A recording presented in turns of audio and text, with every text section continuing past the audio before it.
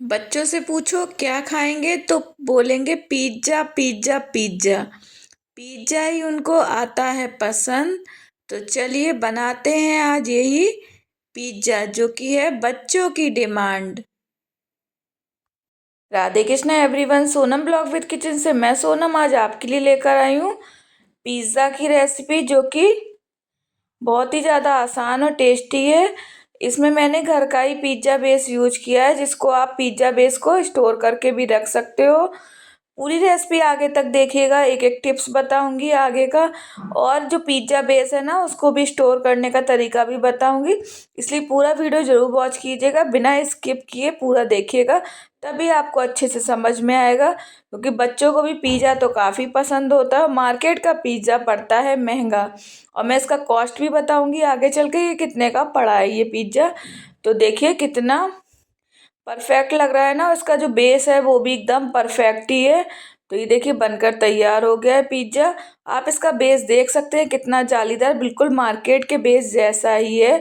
पर मार्केट का बेस हमें पता नहीं रहता कि कितने दिन पुराना है क्या है, इसलिए हम घर का ही बेस बनाकर अगर बच्चों को खिलाएंगे तो वो ज़्यादा हेल्दी रहेगा।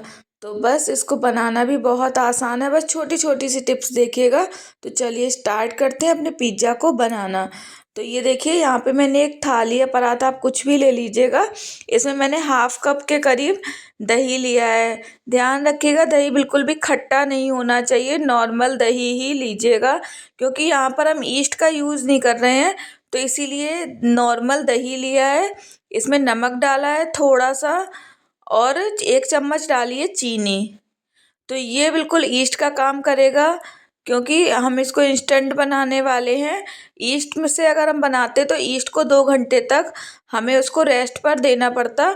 इसीलिए अच्छे से इसको हाथ से ही आप इस तरीके से फेंट लीजिए, क्योंकि जब हाथ से करेंगे ना तो इसमें चीनी जो है ना वो घुल सी जाएगी।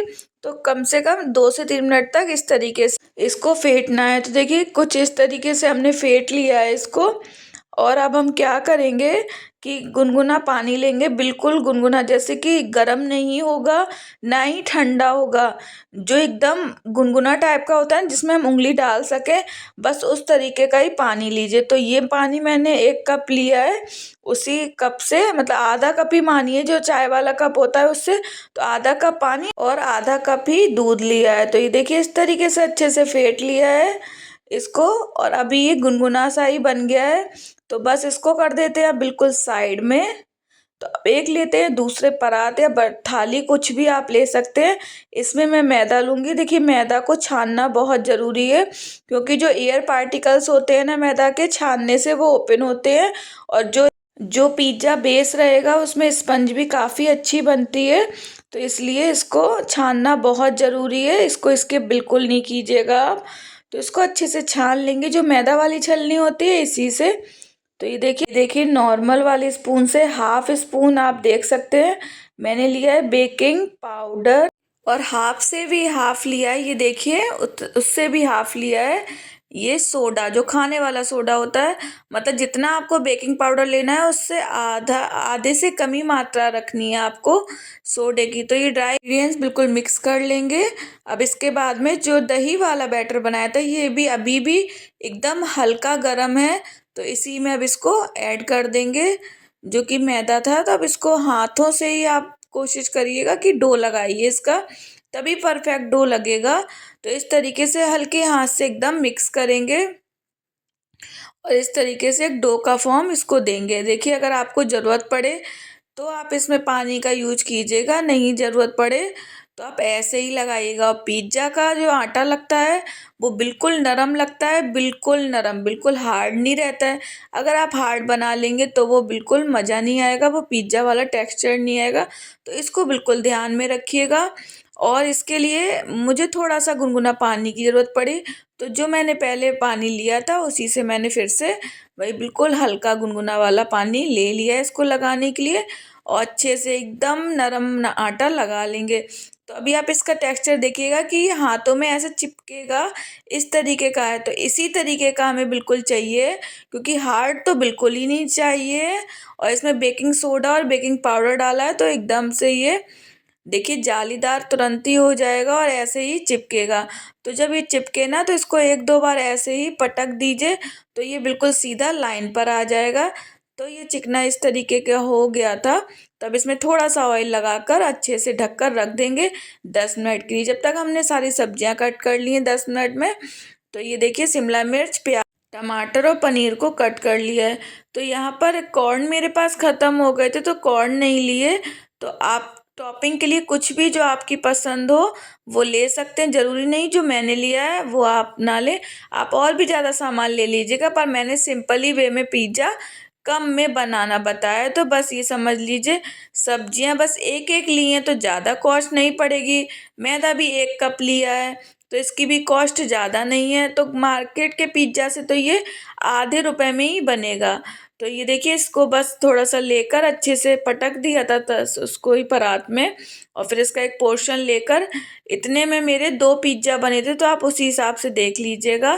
तो ऐसे बड़े साइज़ में बेल लेंगे। बेलना ज़्यादा मोटा नहीं है, जैसे हम पराठा बनाते हैं ना नॉर्मल, उसी तरीके से बेला है जैसे आलू का पराठा होता है या गोभी का, बस। और बस इस तरीके से इसमें छेद कर लेंगे। ये इसलिए करना है कि बिल्कुल भी फूले ना ये। तो आप सूखा आटा लगाकर ही इसको बेलिएगा। तो बस इसको पैन में डाल देंगे। गैस का फ्लेम बिल्कुल लो रखना है, हाई बिल्कुल भी नहीं करना। पैन में घी ऑयल कुछ नहीं लगाया है, ऐसे ही डाला है। तो अब इसको ढककर रख देंगे कुछ मिनट के लिए। 1 मिनट बाद बस इसको टर्न करेंगे। 1 मिनट में ये अच्छे से फ्लफ़ी हो जाएगा। देख सकते हैं कि कितना परफेक्ट कलर आया है इसमें। दूसरी साइड भी अच्छे से सेक लेंगे। तो थोड़ा पेशेंस के साथ इसको सेकिएगा तभी ये अच्छे से सिक पाएगा। तो देखिए दूसरी तरफ थोड़ा ज़्यादा कलर आ गया, पर कोई नहीं। अब मैं आपको बताऊँ कि इसको आप स्टोर भी कर सकते हैं 3 दिन के लिए बाहर, और फ्रिज में अगर रखते हैं तो 1 हफ्ते तक फ्रिज में रखकर इसको आप बना सकते हैं।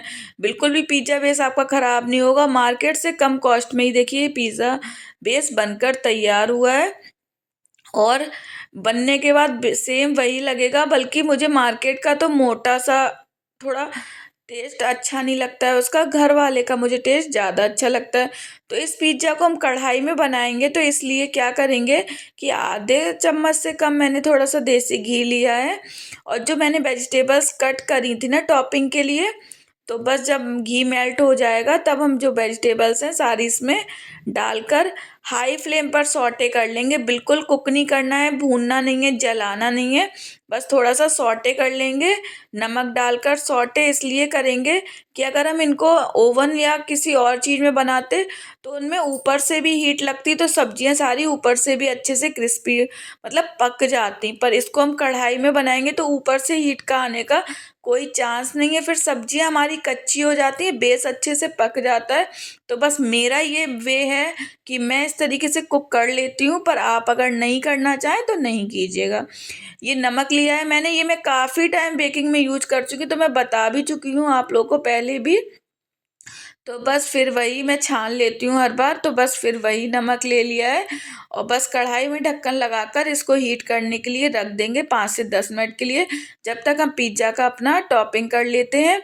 तो टोमेटो केचप डाला है क्योंकि बच्चों के लिए बना रहे हैं तो टोमेटो केचप तो ज़रूरी है।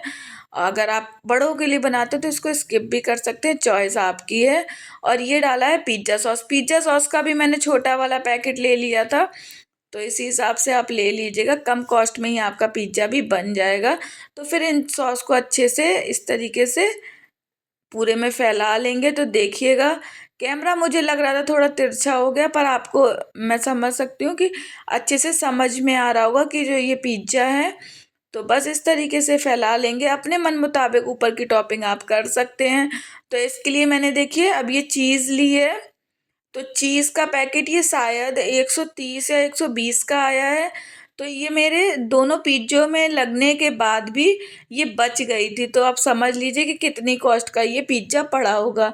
तो ये मोज़रेला चीज़ है, अगर आप चाहें तो आपके पास क्यूब्स वाली चीज़ हो तो इस टाइम पर आप क्यूब्स वाली डालिएगा, पर मेरे यहाँ उस दिन मिली नहीं थी जिस दिन मैंने ये मंगाई थी, तो मैंने इस टाइम पर भी यही वाली चीज़ यूज़ की। तो आप पहले ये जो क्यूब्स वाली होती है वो स्प्रेड इस टाइम पर कीजिएगा, और फिर ये सारी सब्जियां वगैरह डाल दीजिए, कॉर्न और जो भी हो आपके पास, और फिर उसके बाद में आप मोज़रेला डालिएगा तो अच्छा टेक्सचर आता है, जो पिज़्ज़ा बनता है एकदम खिंचाव भी अच्छा आता है। तो बस शिमला मिर्च, प्याज, टमाटर यही सब कुछ थे, इनको लगा लेंगे। ये आप अपने मन मुताबिक जैसे भी चाहें वैसे लगा सकते हैं। तो हमने इनको कुछ इस तरीके से कर लिया है, सजा लिया है, और इसके बाद भी इसमें हम डालेंगे अब मोज़रेला चीज़, जो कि काफ़ी अच्छी लगती है, बच्चों की तो फेवरेट है भाई। तो बस उसी को डालेंगे। तो बस खूब भरकर इसको चीज़ स्प्रेड कर देंगे इसी तरीके से पैकेट से लेकर ही। तो ये मेल्ट हो जाएगी ना, जब पूरे में एकदम हो जाएगी तो अच्छे से ही खूब सारी डाल दीजिएगा, इसमें कंजूसी नहीं कीजिएगा। तो इसमें डालेंगे अब चिली फ्लेक्स, जितना डालना चाहो उतना डालिएगा। और ये पिज्ज़ा सीजनिंग आती है ना जो पैकेट में, ये मार्केट में भी आराम से मिल जाती है, 10 के 3 पाउच आते हैं शायद ऐसे ही। तो मैंने इसी का यूज करना आपको बताया। मेरे पास बड़ी बॉक्स भी है इसका, पर नहीं, आप जो कम कॉस्ट में बना सकें इसलिए मैंने ये ऐसे मंगाए हैं कि आपको भी पता चल सके कि कम कॉस्ट में पिज्ज़ा कैसे बनता है। तो बस ये देखिए टॉपिंग इसमें लगाकर अच्छे से तैयार हो गई। तो अब हमने एक स्टील की कोई भी प्लेट ले ली है पुरानी सी, उसमें थोड़ी सी मैदा या गेहूं का आटा कुछ भी आप ऐसे स्प्रेड कर दीजिएगा, तो इससे चिपकेगा नहीं और आसानी से हमारा पिज्ज़ा निकल आएगा और जलेगा भी नहीं।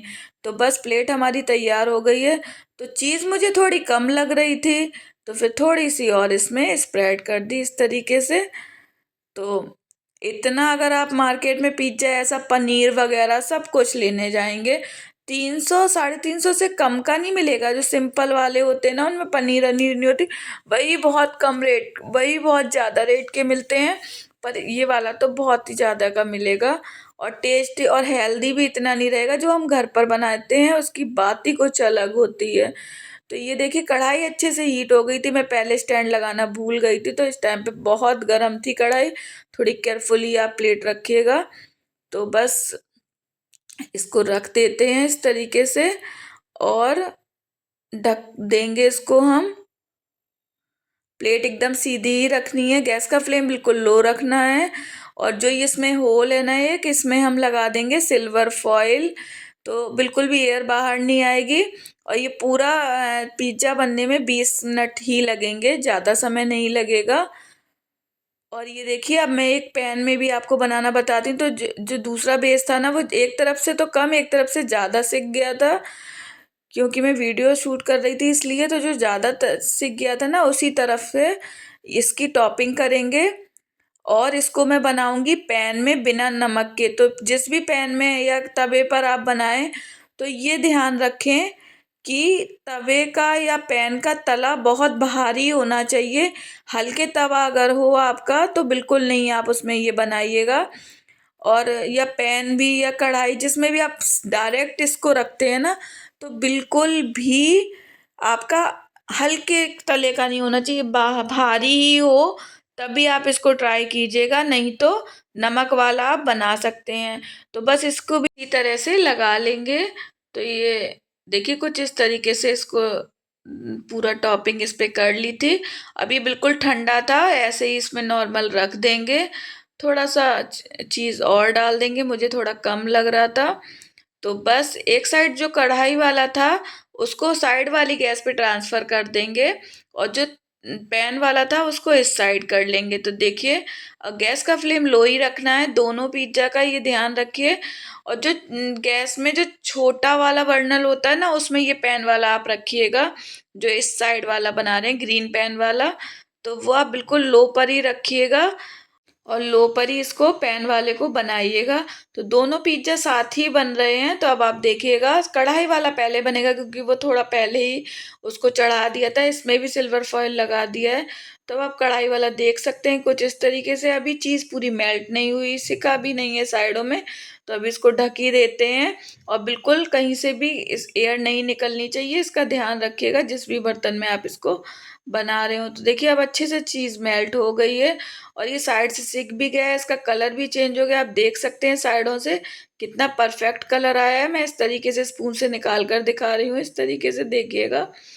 तो अब ये चिपका भी बिल्कुल नहीं है, तो बस एक स्पैचुला लेकर उससे इसको निकाल लेंगे इस पिज्जा को। तो देखिए एकदम परफेक्ट पिज्जा हमारा बनकर तैयार हो गया है, कम बजट वाला पिज्जा और पैन वाला भी उस साइड। तो बस पिज्जा को अब कट कर लेते हैं पिज्जा कटर से। बच्चे भी वेट कर रहे हैं कि भाई खाना है पिज्जा खाना है। तो ये पिज्जा मैंने संडे को बनाया था, पर वीडियो आज मैं आपके पास लेकर आ रही हूँ, लेट हो गया था। कोई नहीं, ब्रेड भी एकदम परफेक्ट है, बिल्कुल भी हार्ड नहीं हुई है, एकदम परफेक्ट पिज्जा बना था। तो आप भी इस तरीके से ट्राई कर सकते हैं और अपने बच्चों को और फैमिली को इस तरीके से खिला सकते हैं। कम बजट वाला पिज्जा, ज़्यादा इसमें बजट नहीं, पर मज़ा पूरा आया था। सच बता रही हूँ, टेस्ट एकदम परफेक्ट था। आप इसका बेस भी देख सकते हैं कि कितना परफेक्ट आया है, और अपने बच्चों को इसी तरीके से खिला सकते हैं। तो अगर आपको मेरी ये पिज्ज़ा की रेसिपी ज़रा सी भी पसंद आई हो तो please like share and subscribe करना बिल्कुल नहीं भूलिएगा, हाइप करना नहीं भूलिएगा। और अगर ज़रा सी भी पसंद आई हो तो एक प्लीज़ छोटा सा कमेंट ज़रूर कीजिएगा, जिससे कि मुझे मोटिवेशन मिलता है। Thank you for watching.